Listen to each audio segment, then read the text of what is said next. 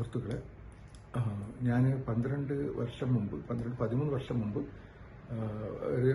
എൻ്റെ വാൾവ് റീപ്ലേസ്മെൻറ്റിന് വേണ്ടിയിട്ട് പിന്നെ ഹോസ്പിറ്റലിൽ അഡ്മിറ്റ് ആയിരുന്നു.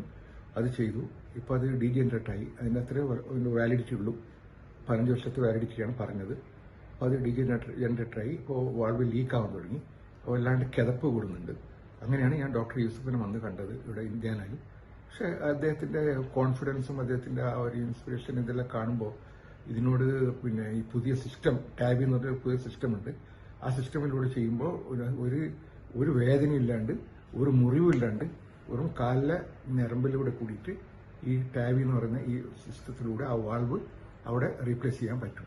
അതൊരു പുതിയ ടെക്നോളജിയാണ്. USA-ലേക്കുള്ള ടെക്നോളജിയാണ്. ഇവിടെ അവൻ തന്നെ പറഞ്ഞു, മാംഗ്ലൂരിൽ ഞാനാണ് ആദ്യം ചെയ്തത്. പിന്നെ ഒരുപാട് ഇപ്പോൾ ചെയ്തിട്ടുണ്ട്. പക്ഷെ വാൾവ് എന്നുള്ളത് ഇതിപ്പോൾ എൻ്റെ ആദ്യം ഒരു വാൾവ് ഫിക്സ് ചെയ്തുകൊണ്ട് വാൾവ് എന്നുള്ളത് ഇത് ആദ്യമായിട്ടാണ്. ഞാനിപ്പോൾ കുറെ മുമ്പായിട്ട് ചെയ്തിട്ടുണ്ട്. പക്ഷെ എന്നാലും ഇപ്പം അതെനിക്ക് കോൺഫിഡൻറ്റ് ചെയ്യാന്നുള്ളത്. പിന്നെ കൂടെ അദ്ദേഹത്തിന് ഒരു ഡോക്ടറിനും കൂടി സപ്പോർട്ടിന് വിളിച്ചിരുന്നു. അവരെല്ലാവരും ഒരു ഡോക്ടേഴ്സിന്റെ സെറ്റ് ഉണ്ടായിരുന്നു കംപ്ലീറ്റ് അവിടെ.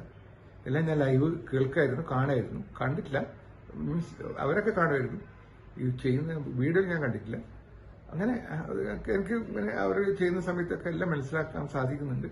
എല്ലാം സക്സസ് ആയി കഴിഞ്ഞിട്ടാകുമ്പോൾ യൂസഫ് അൽഹംദുലില്ലാഹ് എന്ന് പറയുമ്പോൾ തന്നെ എനിക്ക് ഭയങ്കര ഹാപ്പിയായി. പിന്നെ അതോടെ ഞാൻ വളരെ സന്തോഷവാനായി. ഒരു ദിവസം ICUണ്ടായിരുന്നു. ഒരു 3 ഡേയ്സ് ഇപ്പോൾ ഇവിടെ റൂമിൽ.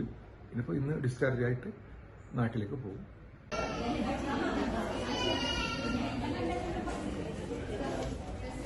ഇന്നത്തെ കാലത്ത് ലോകത്തിലുടനീളം പ്രത്യേകിച്ച് കാർഡിയോളജി എന്നുള്ളത് 90% നമ്മൾ ബൈപ്പാസ് ഇല്ലാണ്ട് നമുക്ക് പുതിയ തരം ടെക്നോളജിയിലൂടെ ചെയ്യാൻ പറ്റും.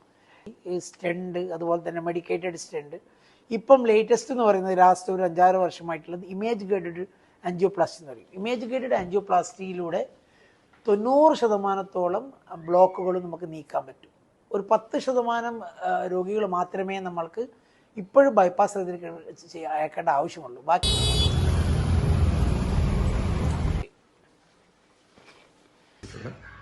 കാലിന്റെ ഞരമ്പിലൂടെ കയറ്റിയിട്ട് ആ വാൾവ് അവിടെ ഫിക്സ് ചെയ്യാന്നുള്ളത്. അങ്ങനെ അത് അദ്ദേഹം ഭയങ്കര കോൺഫിഡൻസ് ആയിട്ട് അതിന്റെ ഇത് പറഞ്ഞു തന്നു.